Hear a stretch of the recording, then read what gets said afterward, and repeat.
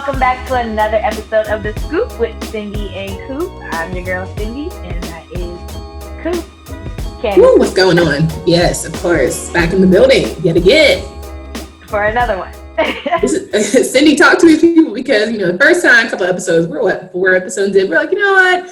We've been talking a lot of sports, but we just want to do a little bit more. So talk about the switch up we got going on here now. So we're going to try to make it more everyday topics, stuff you see on Twitter regularly, stuff we talk about with each other regularly in our group chats, just things that I guess, things you would talk about in your group chats, too. Yeah. We're going to spice it up a little bit. We think sometimes sports are cool, but we've decided that at the end of the day, we love storytelling, and the X's and O's are great, but that's just not us. And so I don't want to sit here and be giving you these hottest takes on who scored 10 touchdowns the ball. That's great. But also, who's shaking that ass at True Kitchen? I want to know those things too. So we got to go all the way live. Period. Okay, but also, we'll still throw sports stuff in there as sports news is trending, and obviously, because, we are in the sports industry, so that's still part of our group chats as well. She took it right to True Kitchen, though, huh? So we might as well just hop in there. Go in there. That has been on our minds. I've been itching to talk about it, low-key. I've talked about it a little bit in our group chat. So I started to use Clubhouse a little bit, right? And it's actually pretty entertaining. I'm not even going to lie. Clubhouse is not as bad as it seems. It's a nice break away from the whole using social media to network and be professional type of thing. But you can also do that too. There's definitely the professional aspect of it. I think one day we'll have to dive into the different social medias and the purposes of them all and stuff. We'll do that another time. But right now, so one of the days I was on there, it was the True Kitchen debacle, okay? And the conversation in there was so irritating because it was turning into think pieces, and it really, to me, wasn't that deep. It was very much so who was right or wrong, and in my opinion, there was 2 wrongs there. But you wanted to keep the think pieces out the club. I feel you. This is what I didn't want to talk about. I just was listening to see, but I just felt like some people were going on tangents past necessary on behalf of the Black woman and and I'm like, I get it. Black women are disrespected and all of that, and I am always a little skeptical about sharing my opinion sometimes because I'm like, people don't look at me like, you problematic. You don't go with the flow of what everybody expects you to say. Yeah. But oh well. Okay. I mean, it's your opinion, so go ahead and own it. So what side are you on here? I'm on neither side. Here's the situation, right? Okay. Once I got more detail about background of the story and found out that the True Kitchen and Cocktail owner, for those of you who don't know who we're talking about, I don't even know how to explain the full situation. A restaurant owner in Dallas basically berated his customers for being too rowdy, dancing and stuff, whatever. But this is also while he's providing a DJ that plays hip hop music. And from what I hear, it's normal in Dallas for people to be turning up at restaurants. That's just the normal culture out there. Yes. So he berated them, saying that he was trying to provide a space for Black people, I guess, to what he's considering a classy space, and not to be out here, acting ratchet. Granted, I love me a good little ratchet time. I got videos out there of me hitting a little 1-2 every now and then. But I do believe if there's a time and place for everything. And so at first I thought him yelling at the customers was the first time he had talked to them. And that rubbed me the wrong. I was like, you don't talk to your customers that way. You shouldn't talk to your customers that way regardless, right? But when I found out, though, that wasn't his first time talking to them, he did come over nicely at first and was like, can we chill it down? Because apparently customers were dancing on tables to the songs. I think they were saying the song that was playing was Throw That Ass in a Circle. Indeed. So I get it. There's a few songs on there that, you hear some songs in your life, you hear them, and it's kind of hard to contain the twerk. I understand it.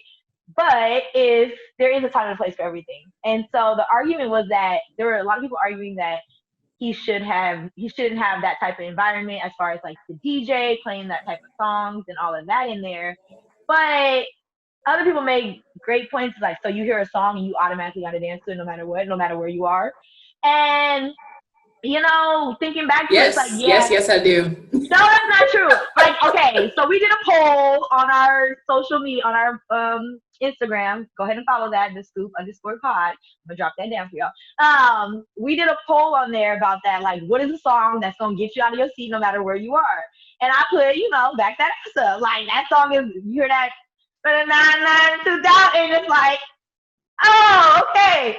But I don't think I would do that just anywhere. Like, I was lying. Like, it's not gonna get me out my seat. But would you do that if you were to say slushies in, like, and your food was not there? So now we're bringing that part in. Okay. I feel like you have to ask yourself, am I setting myself up for failure if I provide them with alcohol, no food, no appetizers, no bread, nothing, and then have a DJ that plays music that is going to insinuate girls to want to shake their rumps? I mean, you're setting yourself up for the okie doke, and you only got mad at it. You should really be mad at yourself, right? You should be mad at your DJ.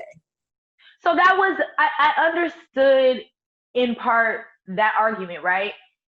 I think, to me, like, all it takes for me is someone to come over and to ask me to sit down, please. Like, we're not trying to have that here. And I would have sit down and calm down, right? For him to have to come back multiple times, that's where the customer was wrong. Like, initially, I don't think the customer's wrong. Like, if there's no set rules shown that, like, yeah, we're not allowing this and that in here, then you kind of have the freedom to, like, do what you want until you're told otherwise. You were told otherwise and you decided to ignore it. And then now, respectfully, right? You are the owner. So it is your option to say, you know what? We've told you 3 times in a whisper. I've told you, 4 more times in an elevated pitch. So I'm now going to have to ask you to go ahead and leave my restaurant. And that's what he could have done. And that's what everybody agreed on. He should have just asked him to leave. Yeah. And I agree with that too. You getting on camera, I mean, you not even necessarily that you knew the camera was there, but come on now, we live in smartphone world. Somebody gonna pull out something and record you. As a business owner, you should not be yelling at customers at all. Like, well, I think it also goes to I think it goes to respectability politics, and that's what Black culture has always struggled with, and the whole elitism. Like, we're gonna act like uppity Negroes. Like, okay, but also don't provide me with songs that are not gonna have me acting uppity. Or, if you want to put me in an environment, I don't think Douce slushies are exactly the most elegant, drinking cocktail. If you're going to give me martini, is he wrong for mixing? Is he wrong for mixing things like of what he knows Black people enjoy with the Black people enjoy dancing. True. Now, mind you, I don't think you should get on furniture ever because, insurance issues. So, yeah. Well, that part didn't bother me as much as, like, at the end of the day, what you're, like, restaurant, you're owning something, like, that's a possibility of damage, period. Like, but no, you don't stick your stilettos in the cushion of the booth. So, yeah, I don't go for that. However, again, I say, if you're having a good time, great. If the owner asks you to sit down, you do so politely. That's the part where I was like, you don't. And if you don't do it multiple times, he's okay to ask you to leave, and he should have done that respectfully. But let's also talk about the fact that, let's say the Ravens-Steelers game was on, and that's your team, and they're going to the Super Bowl or something like that, or there's playoff implications. Are you not going to jump out of your seat if they score a touchdown? We've seen that for white people when they get really rowdy and excited about certain things. They start fires in the middle of the street. Like, it's just a thing. So I wish people would stop being like, oh, well, Black people, we're going to act upscale. What are you trying to do? I wasn't necessarily, like, going with that part about being upscale, because, like, that can mean so many different things to so many different people, and it looks differently. But I was just like, once he came over and asked you to please have a seat, it shouldn't have been no more than that. Like, and if there was, like you said, he should have just asked him to leave. That's why I say they're both wrong. The customer's wrong for continuing their actions, and the owner's wrong for how he finally dealt with it all. I think the DJ gets no slack in this, and that's the biggest problem. Asked for a DJ to stop playing. The DJ just doing it. So again, the owner should have asked the DJ to change. That's still on the owner. Yeah, the DJ just was doing his job. The owner is always liable for all of this because he has so much autonomy for. Well, that's the risk you take. when you decide that's your name on the building and the business, that's Precisely, which means you speak to people a certain way because this is your name on it, and this is you that going to is have to treat true. people a certain way. So you're now forever known as that guy, and as quick as 100%. you're going to find out just how heavy that black dollar is. Just know if you catch me twerking at a little shindig and I get told to sit down, I'm sitting down. I don't care. I'm gonna do whatever I gotta do to sit down because I'm not trying to I have would that hope you spotlight. wouldn't get up in the first place. Like get up in the middle of the aisle, but don't get up on the furniture. I just you Oh know. yeah, no, I'm not a furniture. Well. In my Next, past day, you gonna sit here and tell lies like I next. mean, I've been on, but it was in the right setting. I ain't never been on nobody's furniture and I had no business being on it. I don't think. Okay, enough of our ratchet shenanigans for a moment at least. Um, we did say we're still, adding some sports talk in there here and there. So Ravens Steelers, after what, two postponements, we finally got a game. We finally saw the matchup and it was funny too because everybody was like, all this that they're doing to accommodate the Ravens, they better show up. Do you think they showed up? Absolutely. Absolutely. Okay. When I want to first start out by saying shout out to my homie Aaron Crawford who made his NFL debut for UNC Tar Heels alum. Shout Okay. out, Aaron. Period. Okay. That's the homie, right? So I was excited. Okay. But I feel like thank God it was actually a game. Because if they had blown them out, you would not have heard the end of it from Steelers Nation. Like, see, Facts. it took y'all all that time just to get mollywop like that, blah, blah, blah. I think I Robert still Griffin seen was those showing up. comments. I still saw those comments. I don't know why. And honestly, I've seen more comments of Steelers are the worst 11-0 team that is out right now. Oh. So I feel like a lot of people are like, you're 11-0, but you shouldn't be. Like you've gotten lucky and skated by a couple times. So I mean, but a win is a win. Is it in 2020? Yes. If you Yes, don't have full actually. squads. Actually, in 2020, for sure it is. A win is a win. Take away whatever you can. You got lucky, however it may be, you got the win. I just feel like if there's not full healthy squads and there are people that actually opted out, like we talk about the Patriots who've had 8 guys before the season even started, and you have Cam Newton dealing with I don't even know how to put them nice, the word I'm looking for because it's rude. So I'm gonna go ahead and say that. But he's playing with guys he's not playing with superstars, right? So you think about all of the guys playing for Ravens and Steelers game, Ravens literally were depleted. They made the Broncos play without a quarterback unit. Like that's crazy. That's crazy. So if I'm thinking about Super Bowl champions, I put an asterisk. I'm sorry. Ooh, so you've been asterisking. I don't even know how to say that. You said you wanted to put an asterisk on the NBA championship too. Still do. You think this 2020 just ain't it for you in sports? Like you're not giving it no love. They fought for all that and they made it through. They were the last one standing. So. But I also think about the people that opted out. But that's circumstance, right? Because when people get injured and so won because the other person was missing the other team was missing a person because of injury, it's circumstance. It's part of the game. So now 2020 coronavirus is part of the game. But I think mentality is different. I think, people having a lot of outside factors affecting them is a lot graver than we normally see. And I think there are so many more important things in sports right now that we're just like, oh, hell, whatever, play football. Like, should we be playing football? Absolutely not. Are we going to keep playing? We do this every week. We know. We already agreed. But that's not okay. But that's not okay. But they're playing, though. It's the reality. We got to get that doesn't make it okay. It doesn't. It doesn't make it okay, but they're playing. So they're playing with what they have, and the Steelers happen to be the ones coming out on top in the situation. That doesn't mean I have to respect it, right? Like, yes, you can say all factors being, but that, like, I can own that and I can have my truth. Like, that's totally fine. And I do have that. And I do put an asterisk. So at this point, Candace don't respect the Lakers win, letting y'all know. I mean, I don't like the Lakers, so I ain't mad at that one. But she don't respect the Lakers win. She doesn't respect who won. Do you not respect the Dodgers win? Hell no. The baseball is one of the worst season series that should have gone on. So much foolishness. Absolutely not. The NBA thinks that they're about to have a full Wow. season, and they're crazy thinking that they're going to have an entire. There's not going to be a full NBA season like without sans a bubble. Like, why are we trying to do this here? It's crazy. It's All December. right. Well, It's COVID. It's rapid flu season. Like, what are we doing here? What are we doing? okay, but how salty would you have been if you were on that Broncos team to see that they did all this to postpone the Ravens and Steelers game, but they forced your team to play without a quarterback? I don't even know, right? Because I think that I would love to know more about the quarterback situation. Like, was it just happenstance that people got COVID being Well, around the them? situation was they said that they were all in a meeting room and they met outside of their normal time of meeting. They chose to like, let's get up, and do some basically more work.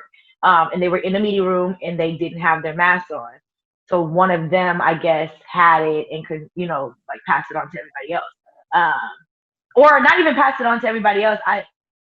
Might have been I contact tracing. yeah. Because they didn't That's all it. have it technically, yeah. Right. But That's then it. with the Ravens, it was a staffer. So it wasn't even like a player effed up and like ruined it for the bunch, right? It So was that's the their strength problem coach. because so the Broncos brought it Maybe. on themselves because it was the players and then the staff. It like technically the staffers at this point should be on the same level because they're all in the same environment. But do you think that they gave it, but could they have given it to him like at a practice, at a lift, right? Versus going to meet outside your necessary meeting But they times. were doing they were because I'm speaking on behalf of Drew Lock's mom's long post she made about her son Right. checking every. She was trying to check all y'all who was trying to come for her son. Like, don't do that. He wasn't the one.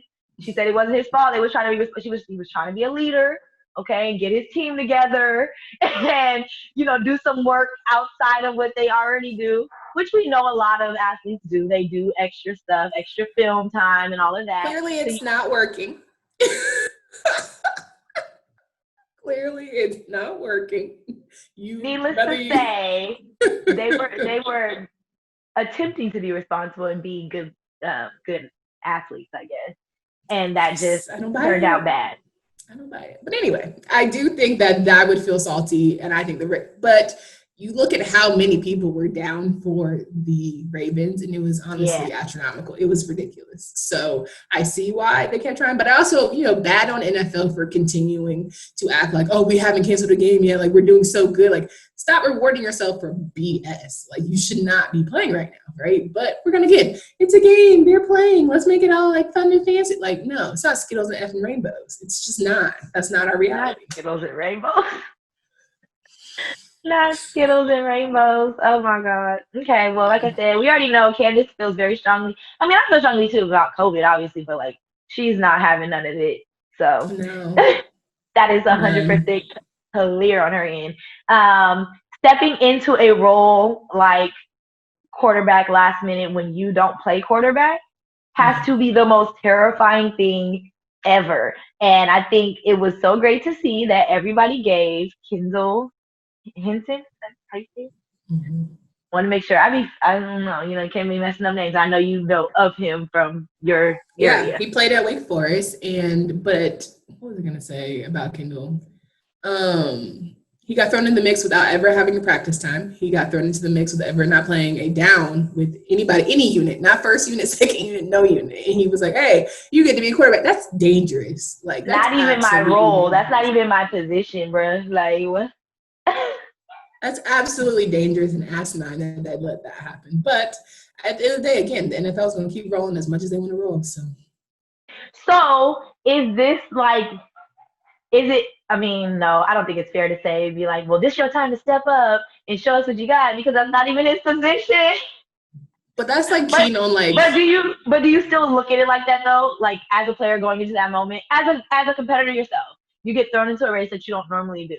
Are you like, okay, I'm still gonna try to step up and do all I can? I mean, obviously, yeah, but like really like in your mind, are you telling yourself like this is my moment to shine, or is this like what the hell they got me doing? God just keep me safe and make it through. think it's a little bit of both when it comes to football. Like swimming in my own race in my own lane. Like, yeah, I can F it up and I could just be on the outside fire, dying by myself. Nobody's looking at me. Cool. Right. But I'm literally one of the key position groups playing a key position in a Sunday NFL game that has implications for playoffs. That has implications for, all those things. So yeah, well, this is how I felt. That's how I felt every time my coach tried to throw me on a 4x4. But she knew better than to throw me on that 18 because your girl was not gonna.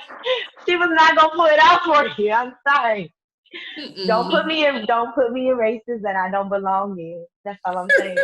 I was gonna say though, when they first put out the tweet, the Broncos put out a tweet for Kendall Hinton. They're like, our COVID designated, player is now up to whatever practice squad elevation is Kendall Hinton. I was like, that is not how you introduce a young man, right? Like, you can't even give him no hype that he was a Wake Forest quarterback. You can't even give him no love that he's going to step up and do something astronomical. And then on the back end, when they played the game, you had this whole paragraph about how great he was, how he stepped up for his team. All save that bullshit, right? If I was his mama, if I was Drew Lock's mama, if I was Kendall Hinton's mama, I'd be going the F off because that's just so tone deaf, right? Yeah. Like, this man literally stepped up in ways that he should have never had to. So, but that's Black people always having to step up for these people. Ooh, find a way, huh? Always find a way. I'm trying to think about it. I'm trying to think if has there ever been any races that I actually did like, okay, I had to step in and I actually stepped up. I'm more of a short distance sprinter, so if you're looking for some actual action from me, like, well, I was a short distance sprinter. Let me correct that because I tried to go run some hill sprints the other day and your girl almost didn't make it. So I'm not that same athlete anymore. But back in the day, no. I'm not unless you're throwing me in something that I know I can do, like, it's hard for me to like step up. Granted, I had teammates who had the ability and talent to do stuff like that. Like, they were able to, you can throw them into anything at any time and they're going to step up. But it's hard to expect that from everybody because it's just not possible. Like, and especially someone studying one position for so long, playing that position, practicing that position, and then you want to throw them in there and then just expect. So I do love that he received a lot of like respect messages and like, good messages behind after his game, like positive messages from other players, especially players from the Saints team who like, you stepped up. It wasn't easy, and I respect that. Sorry we had to sack you 12 times, big dog, but you did it. Like, what the hell? You keep missing me with that. But I will say, you wouldn't appreciate the positive messages. Dang! You put me flat on my back. Don't literally high five me. On the field, it is what it is, bro. You the opponent. It is what it is. That's what I'm saying. I respect you. I think the irony of most, and oftentimes, back in the day, it was always the Black quarterback has to transition to a receiver position or a tight end or, one of those because they were told that they were not going to be able to handle IQ-wise or for whatever have you reason to be a quarterback in the league. So the irony of him being a college quarterback, having to then transition to a wide receiver role to play in the NFL, only to be on practice squad, then having to pretty much save a team. It's just, you can't write that better. Sounds like a movie to me. Sounds like I think his check better be fat. That's what I would have said. Well, they showed the check. They showed the amount. I wish I had wrote it down, but it was. You should have got a bonus. Yeah, that's the part I don't think that happened. John Elway probably said, all right, go ahead, good job, keep pushing. But the people that they signed, like the guys that they have like signed afterwards, it's just crazy, But yeah. See, I told you guys we're gonna be different this go round. I told you it was gonna be live, but you gotta follow. Listen, we're diving deep in there.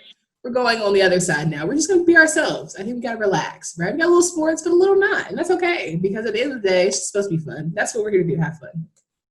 Candace has no filter. I got a little bit of a filter, but I'm gonna loosen it up a little bit. I'm gonna loosen it up.